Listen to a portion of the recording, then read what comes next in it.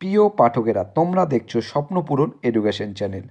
আজকে আমরা নিয়ে চলে এসেছি 20টি গুরুত্বপূর্ণ প্রশ্ন ও উত্তর নিয়ে বাংলায় গুরুত্বপূর্ণ প্রশ্ন উত্তরগুলো প্রতিদিন পাওয়ার জন্য আমাদের চ্যানেলটি কিন্তু অবশ্যই তোমরা লাইক, কমেন্ট, শেয়ার এবং সাবস্ক্রাইব করে দেবে। সাবস্ক্রাইব করে বেল আইকনটি প্রেস করে নেবে, তাহলে নতুন নতুন ভিডিও নোটিফিকেশানগুলো তোমরা খুব সহজেই পেয়ে যাবে। এবং আপকামিং পরীক্ষার জন্য এই প্রশ্ন উত্তরগুলো কিন্তু খুবই গুরুত্বপূর্ণ, তাই ভুলেও কেউ ভিডিওটা স্কিপ করবে না। এবং তোমরা তোমাদের বন্ধুবান্ধব, আত্মীয় স্বজন যারা চাকরির পরীক্ষার প্রস্তুতি নিচ্ছে তাদের সবাইকে কিন্তু এই ভিডিওগুলো শেয়ার করে দেবে। এবং এখনও পর্যন্ত যারা আমাদের চ্যানেলটি লাইক, কমেন্ট, শেয়ার এবং সাবস্ক্রাইব করেনি তারা অবশ্যই লাইক, কমেন্ট, শেয়ার এবং সাবস্ক্রাইব করে বেল আইকনটি প্রেস করে নেবে। তোমরা কিন্তু প্রশ্নগুলো দেখা মাত্রই কমেন্ট বক্সে উত্তর করার চেষ্টা করবে এবং সর্বশেষে কমেন্ট বক্সে কমেন্ট করে জানাবে 20টি প্রশ্ন উত্তরের মধ্যে তোমরা কটি সঠিক উত্তর করতে পেরেছো। এবং প্রশ্নগুলো দেখা মাত্র কিন্তু সবাই কমেন্ট বক্সে কমেন্ট করো উত্তরগুলো। তাই আর সময় নষ্ট না করে চলে আসি আজকের প্রথম প্রশ্নে। তাহলে দেরি না করে শুরু করা যাক আজকের প্রথম প্রশ্ন। আজকের প্রথম প্রশ্ন, কোন দিনটিতে সূর্য নিরক্ষরেখার উপর লম্বভাবে কিরণ দেয়? এই প্রশ্নের জন্য দেখো তোমাদের কিন্তু 4টে অপশান দেওয়া রয়েছে। 4টে অপশানের মধ্যে কোনটা কিন্তু সঠিক উত্তর হয়ে যাবে তোমরা অবশ্যই কমেন্ট বক্সে কমেন্ট করে জানিও। এই 4টে অপশানের মধ্যে সঠিক উত্তর কোনটা হবে অবশ্যই তোমরা কিন্তু কমেন্ট বক্সে কমেন্ট করো। এখানে প্রথম প্রশ্নের সঠিক উত্তরটি হয়ে যাবে অপশান বি, 21শে মার্চ। সঠিক উত্তরটি হয়ে যাবে অপশান বি, 21শে মার্চ। কোন দিনটিতে সূর্য নিরক্ষরেখার ওপর লম্বভাবে কিরণ দেয়? সঠিক উত্তর হয়ে যাবে 21শে মার্চ। পরবর্তী প্রশ্ন, 2 নম্বর প্রশ্ন, কংগ্রেসের সুরাট অধিবেশনে যে নরমপন্থী ও চরমপন্থীদের মধ্যে বিভাজন হয় সেটি কোন সালে অনুষ্ঠিত হয়? এখানে তোমাদের সামনে দেখো 4টে অপশান দেওয়া রয়েছে। 4টে অপশানের মধ্যে কোনটি সঠিক উত্তর হবে তোমরা কিন্তু অবশ্যই কমেন্ট করো। এখানে 4টে অপশানের মধ্যে সঠিক উত্তরটি হয়ে যাবে অপশান ডি, 1907 সালে।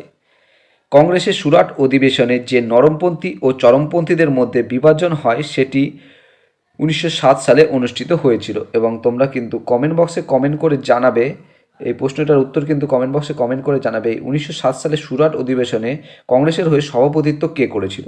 অবশ্যই কিন্তু তোমরা সেটা কমেন্ট বক্সে কমেন্ট করে জানিও। পরবর্তী প্রশ্ন, 3 নম্বর প্রশ্ন, কোটা শহরটি ভারতের কোন রাজ্যে অবস্থিত? দেখো তোমাদের জন্য 4টে অপশান দেওয়া রয়েছে। Option A Rajasthan, option B Madhya Pradesh, option C Karnataka, option D Kerala. এখানে 4টে অপশানের মধ্যে সঠিক উত্তরটি হয়ে যাবে অপশান এ রাজস্থান। কোটা শহরটি ভারতের রাজস্থান রাজ্যে অবস্থিত। পরবর্তী প্রশ্ন, 4 নম্বর প্রশ্ন, পানিপথের দ্বিতীয় যুদ্ধ কত সালে হয়েছিল? এখানে 4টে অপশান দেওয়া রয়েছে। Option A 1626, option B 1526, option C 1556, option D 1761। এখানে 4টে অপশানের মধ্যে সঠিক উত্তরটি হয়ে যাবে অপশান সি 1556। পানিপথের দ্বিতীয় যুদ্ধ 1556 সালে হয়েছিল। এবং তোমরা কিন্তু সবাই জানো যে পানিপথের প্রথম যুদ্ধ কত সালে হয়েছিল। পানিপথের প্রথম যুদ্ধ কিন্তু 1526 সালে হয়েছিল পানিপথের প্রথম যুদ্ধ, এবং দ্বিতীয় যুদ্ধ হয়েছিল 1556 সালে। তাহলে তৃতীয় পানিপথের যুদ্ধ কত সালে হয়েছিল সেটা কিন্তু অবশ্যই তোমরা কমেন্ট বক্সে কমেন্ট করে জানিও। আমরা চলে যাব পরবর্তী প্রশ্নে। পরবর্তী প্রশ্ন 5 নম্বর প্রশ্ন। 5 নম্বর প্রশ্ন হচ্ছে, আন্দিজ পর্বতমালা কোন মহাদেশে অবস্থিত? তোমাদের সামনে দেখো এই প্রশ্নের জন্য 4টে অপশান দেওয়া রয়েছে। অপশান এ উত্তর আমেরিকা, অপশান বি দক্ষিণ America, option C Africa, option D Australia. এখানে 4টে অপশানের মধ্যে সঠিক উত্তরটি কিন্তু হয়ে যাবে অপশান বি দক্ষিণ আমেরিকা। আন্দিজ পর্বতমালা দক্ষিণ আমেরিকা মহাদেশে অবস্থিত। তোমরা কিন্তু কেউ ভুল করে আবার উত্তর আমেরিকা করে দিও না, এটা সঠিক উত্তর হয়ে যাবে দক্ষিণ আমেরিকা। আন্দিজ পর্বতমালা দক্ষিণ আমেরিকা মহাদেশে অবস্থিত। পরবর্তী প্রশ্ন 6 নম্বর প্রশ্ন, চাপ প্রয়োগের ফলে বরফের গলে যাওয়া এবং চাপ উঠিয়ে নিলে পরে আবার কঠিন অবস্থায় ফিরে আসার ঘটনাকে কি বলা হয়? তোমাদের সামনে 4টে অপশান রয়েছে এই প্রশ্নের জন্য। 4টে অপশানের মধ্যে কোনটি সঠিক উত্তর হবে? অপশান এ পুনর্শিলীভবন, অপশান বি ঊর্ধ্বপাতন, অপশান সি ক্ষয় ভবন, অপশান ডি কোনোটিই নয়। এখানে চারটে অপশানের মধ্যে সঠিক উত্তরটি হয়ে যাবে অপশান এ পুনর্শীলী ভবন। চাপ প্রয়োগের ফলে বরফের গলে যাওয়া এবং চাপ উঠিয়ে নিলে পরে আবার কঠিন অবস্থায় ফিরে আসার ঘটনাকে পুনর্শীলী ভবন বলে। পরবর্তী প্রশ্ন 7 নম্বর প্রশ্ন, লোয়েস কি দ্বারা গঠিত ভূমিরূপের উদাহরণ? তোমাদের এই প্রশ্নের জন্য চারটে অপশান দেওয়া রয়েছে। অপশান এ জল, অপশান বি নদী, অপশান সি বায়ু, অপশান ডি হিমবাহ। এখানে চারটে অপশানের মধ্যে সঠিক উত্তরটি হয়ে যাবে অপশান সি বায়ু। লোয়েস বায়ু দ্বারা গঠিত ভূমিরূপের উদাহরণ। পরবর্তী প্রশ্ন 8 নম্বর প্রশ্ন, কোনটি সবথেকে উৎকৃষ্ট কয়লার উদাহরণ? তোমাদের এই প্রশ্নের জন্য দেখো চারটে অপশান রয়েছে। Option A bituminous, option B peat, option C anthracite, option D anthracite. এখানে চারটে অপশানের মধ্যে সঠিক উত্তরটি কিন্তু হয়ে যাবে অপশান ডি অ্যানথ্রাসাইট। অ্যানথ্রাসাইট হয়ে যাবে এখানে সঠিক উত্তর। তাহলে সবথেকে উৎকৃষ্ট কয়লার উদাহরণ হলো কিন্তু অ্যানথ্রাসাইট।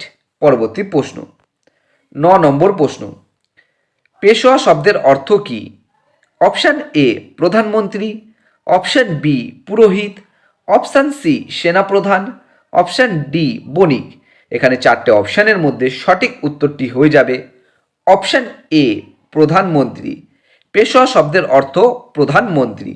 পরবর্তী প্রশ্ন 10 নম্বর প্রশ্ন, বিমানের কাঠামো নির্মাণে নিচের কোন ধাতুটির ব্যবহার সর্বাধিক? অপশান এ লোহা, option B aluminium, option C manganese, option D সীসা। এখানে চারটে অপশানের মধ্যে সঠিক উত্তরটি হয়ে যাবে অপশান বি অ্যালুমিনিয়াম। বিমানের কাঠামো নির্মাণে অ্যালুমিনিয়াম ধাতুটির ব্যবহার সর্বাধিক। পরবর্তী প্রশ্ন 11 নম্বর প্রশ্ন, চিতোর কোন রাজপুত রাজ্যের রাজধানী ছিল? Option A Vakataka, option B Mewar, option C Rashtrakuta, option D Tughlaq. এই চারটে অপশানের মধ্যে কোনটা সঠিক হবে তোমরা কিন্তু কমেন্ট বক্সে কমেন্ট করে জানিও। এখানে চারটে অপশানের মধ্যে কিন্তু সঠিক উত্তরটি হয়ে যাবে অপশান বি মেবার। চিতোর রাজপুত রাজ্যের রাজধানী ছিল মেবার। পরবর্তী প্রশ্ন 12 নম্বর প্রশ্ন, কোনটি পটাশিয়াম নাইট্রেটের রাসায়নিক সংকেত? দেখো তোমাদের এই প্রশ্নের জন্য কিন্তু চারটে অপশান দেওয়া রয়েছে। চারটের মধ্যে কোনটি সঠিক হবে তোমরা দেখে নাও। চারটে অপশান, তার মধ্যে কোনটি সঠিক হবে সেটা তোমরা কমেন্ট বক্সে কমেন্ট করো। এই চারটে অপশানের মধ্যে এখানে সঠিক উত্তরটি কিন্তু হয়ে যাবে অপশান বি KNO3। পটাশিয়াম নাইট্রেটের রাসায়নিক সংকেত কিন্তু KNO3। এটাই হয়ে যাবে তোমাদের সঠিক উত্তর। পরবর্তী প্রশ্ন 13 নম্বর প্রশ্ন, মারাঠা ও কেশরী নামক পত্রিকা দুটি কে সম্পাদনা করতেন? এই প্রশ্নের জন্য দেখো তোমাদের চারটে অপশান দেওয়া রয়েছে। চারটে অপশানের মধ্যে কোনটি সঠিক উত্তর হয়ে যাবে সেটা কিন্তু দেখে নাও তোমরা এবং কমেন্ট বক্সে কমেন্ট করো। আমি তোমাদের কিন্তু কিছু সময় দিচ্ছি, এই সময়ের মধ্যে তোমরা কমেন্ট বক্সে কমেন্ট করো, তারপরে আমি কিন্তু উত্তরটা বলে দেবো, তোমরা মিলিয়ে নেবে। মারাঠা ও কেশরী নামক পত্রিকা দুটি কে সম্পাদনা করতেন? এই চারটে অপশানের মধ্যে কিন্তু এখানে সঠিক উত্তরটি হয়ে যাবে অপশান ডি বাল গঙ্গাধর তিলক। মারাঠা ও কেশরী নামক পত্রিকা দুটি সম্পাদনা করতেন বাল গঙ্গাধর তিলক। পরবর্তী প্রশ্ন 14 নম্বর প্রশ্ন, নেতাজি সুভাষচন্দ্র বোস কোন স্থানে জন্মগ্রহণ করেন? তোমাদের এই প্রশ্নের জন্য দেখো চারটে অপশান দেওয়া রয়েছে। চারটে অপশানের মধ্যে অপশান এতে দেওয়া রয়েছে কলকাতা, অপশান বিতে দেওয়া রয়েছে কটক, অপশান সিতে দেওয়া রয়েছে কর্ণাটক, অপশান ডিতে দেওয়া রয়েছে বীরভূম। এখানে চারটে অপশানের মধ্যে সঠিক উত্তরটি হয়ে যাবে অপশান বি কটক। নেতাজি সুভাষচন্দ্র বোস কটক স্থানে জন্মগ্রহণ করেন। পরবর্তী প্রশ্ন 15 নম্বর প্রশ্ন এবং একটি গুরুত্বপূর্ণ প্রশ্ন, কোন ভিটামিনের বিজ্ঞানসম্মত নাম ক্যালসিফেরল? তোমাদের দেখো এই প্রশ্নের জন্য চারটে অপশান দেওয়া রয়েছে। সেই অপশানগুলো অপশান এতে দেওয়া রয়েছে ভিটামিন সি, অপশান বিতে দেওয়া রয়েছে ভিটামিন বি, অপশান সিতে দেওয়া রয়েছে ভিটামিন ডি, অপশান ডিতে দেওয়া রয়েছে ভিটামিন এ। এই চারটে অপশানের মধ্যে সঠিক উত্তরটি এখানে কিন্তু হয়ে যাবে option C vitamin D. Vitamin D এর বিজ্ঞানসম্মত নাম কিন্তু ক্যালসিফেরল। তোমরা কিন্তু এই ভিটামিন সি, ভিটামিন বি এবং ভিটামিন এর বিজ্ঞানসম্মত নাম কি সেগুলো কিন্তু কমেন্ট বক্সে কমেন্ট করে আমাকে জানাবে। পরবর্তী প্রশ্ন 16 নম্বর প্রশ্ন, ইমপিচমেন্টের মাধ্যমে কোন ব্যক্তিকে তার পদ থেকে সরানো যেতে পারে? তোমাদের এই প্রশ্নের জন্য দেখো চারটে যে অপশান রয়েছে। অপশান এ রাষ্ট্রপতি, অপশান বি উপরাষ্ট্রপতি, অপশান সি অর্থমন্ত্রী, অপশান ডি সুপ্রিম কোর্টের প্রধান বিচারপতি। এখানে চারটে অপশানের মধ্যে সঠিক উত্তরটি হয়ে যাবে অপশান এ রাষ্ট্রপতি। ইমপিচমেন্টের মাধ্যমে রাষ্ট্রপতিকে তার পদ থেকে সরানো যেতে পারে। এটি কিন্তু সংবিধানের তোমরা সবাই জানো সংবিধানের 61 নম্বর ধারায়, সংবিধানের কিন্তু 61 নম্বর ধারায় উল্লেখ করা আছে। পরবর্তী প্রশ্ন হচ্ছে 17 নম্বর প্রশ্ন। 17 নম্বর প্রশ্ন হচ্ছে প্রতি বছর লোকসভায় কে বাজেট পেশ করেন? তোমাদের এই প্রশ্নের জন্য দেখো যে চারটে অপশান দেওয়া রয়েছে। অপশান এ রাষ্ট্রপতি, অপশান বি অর্থমন্ত্রী, অপশান সি প্রধানমন্ত্রী, অপশান ডি সংসদ। এই চারটে অপশানের মধ্যে এখানে কোনটা সঠিক হবে তোমরা কমেন্ট বক্সে এক্ষুনি কমেন্ট করে জানাও। এই চারটে অপশানের মধ্যে সঠিক উত্তর কিন্তু এখানে হয়ে যাবে অপশান বি অর্থমন্ত্রী।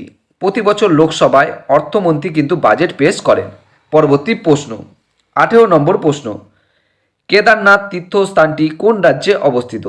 এই প্রশ্নের জন্য তোমাদের দেখো যে চারটে অপশান দেওয়া রয়েছে। Option A Jammu Kashmir, option B Himachal Pradesh, option C Uttarakhand, option D Sikkim. এই চারটে অপশানের মধ্যে এখানে কিন্তু সঠিক উত্তরটি হয়ে যাবে অপশান সি উত্তরাখণ্ড। কেদারনাথ তীর্থস্থানটি কিন্তু উত্তরাখণ্ড রাজ্যে অবস্থিত। তোমরা কিন্তু কেউ ভুল করে আবার জম্মু কাশ্মীর করে দিও না, এখানে কেদারনাথ তীর্থস্থানটা কিন্তু উত্তরাখণ্ডের রাজ্যে অবস্থিত। পরবর্তী প্রশ্ন 19 নম্বর প্রশ্ন। তরল ধাতু কোনটি? এটার উত্তর তোমরা অনেকেই জানো, আবার অনেকে জানো না। এখানে কিন্তু চারটে অপশান দেওয়া রয়েছে, অপশানগুলো তোমরা ভালো করে দেখো এবং এই তরল ধাতু কোনটি সেটার উত্তর কিন্তু কমেন্ট বক্সে কমেন্ট করে দাও। এখানে আমাকে বলতে লাগবে না, তোমরা অনেকেই জানো। এখানে সঠিক উত্তরটি হয়ে যাবে অপশান এ পারদ। তরল ধাতু কিন্তু পারদ। পরবর্তী প্রশ্ন 20 নম্বর প্রশ্ন এবং আজকের শেষ প্রশ্ন এবং খুবই গুরুত্বপূর্ণ প্রশ্ন। কলকাতায় এশিয়াটিক সোসাইটির প্রতিষ্ঠা কে করেন? তোমাদের সামনে এই প্রশ্নের জন্য চারটে অপশান দেওয়া রয়েছে। Option A Alexander Duff, option B Lord Ripon, option C sir William Jones, option D Lord Dalhousie. এই চারটে অপশানের মধ্যে এখানে কিন্তু সঠিক উত্তরটি হয়ে যাবে option C sir William Jones. কলকাতায় এশিয়াটিক সোসাইটির প্রতিষ্ঠা করেন স্যার উইলিয়াম জোন্স। এবং তোমরা কমেন্ট বক্সে কমেন্ট করে জানাবে যে এই sir William Jones Kolkata Asiatic society প্রতিষ্ঠা করেছিলেন কত সালে। এটা কিন্তু অবশ্যই কমেন্ট বক্সে কমেন্ট করে জানাবে। তোমাদের জন্য বন্ধুরা আজকে এই 20টি প্রশ্ন উত্তর রাখা হয়েছিল এবং এই 20টি প্রশ্ন উত্তরের মধ্যে তোমরা কটি সঠিক উত্তর দিতে পেরেছো অবশ্যই কমেন্ট বক্সে কমেন্ট করে জানিও। এবং আমাদের প্রশ্ন উত্তরের ভিডিওগুলো যদি তোমাদের ভালো লেগে থাকে অবশ্যই আমাদের চ্যানেলটি লাইক, কমেন্ট, শেয়ার এবং সাবস্ক্রাইব করে বেল আইকনটি প্রেস করে নেবে। বেল আইকনটি প্রেস করে নিলে নতুন নতুন ভিডিও নোটিফিকেশনগুলো তোমরা খুব সহজেই পেয়ে যাবে। এবং আপকামিং পরীক্ষার জন্য এই প্রশ্ন উত্তরগুলো কিন্তু খুব গুরুত্বপূর্ণ। এবং তোমরা তোমাদের বন্ধুবান্ধব আত্মীয় স্বজন যারা চাকরির পরীক্ষার প্রস্তুতি নিচ্ছে তাদের সবাইকে কিন্তু এই ভিডিওগুলো শেয়ার করে দেবে, যাতে তারাও আপকামিং পরীক্ষায় প্রশ্ন উত্তরগুলো পেয়ে উপকৃত হতে পারে। এবং আমাদের চ্যানেলটি তোমরা লাইক, কমেন্ট, শেয়ার এবং সাবস্ক্রাইব করে দেবে। সবাই সুস্থ থাকবে, ভালো থাকবে। আবার দেখা হবে পরবর্তী একটি নতুন ভিডিওতে।